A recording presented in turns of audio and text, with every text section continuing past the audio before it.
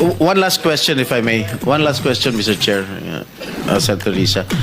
Madam Diskaya, saan nyo ba kinukuha yung mga coaching imported, mga luxury cars?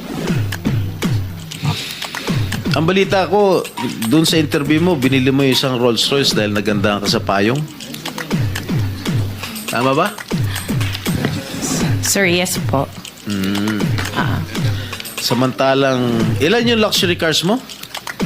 Nasa 28 po.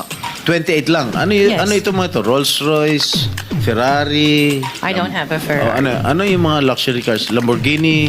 No rin. Cadillac. Saan binili? Sagutin mo na. Saan mo binili? Sa dealer po. Sino dealer? Dito, local? Local dealer o sa abroad? Freebell Enterprises tsaka yung isa Auto Art. Dito, sa Pilipinas? Yes po. Hindi ka nag-import? No po. Dito, may dealer ng mga Yes po. Rolls Royce. May dealer ng Rolls Royce meron dito. po. Ano pa yung mga ibang luxury cars mo? Yung anong tawag dito, yung Cadillac and the GMC. Cadillac Escalade, ganon? Yes po.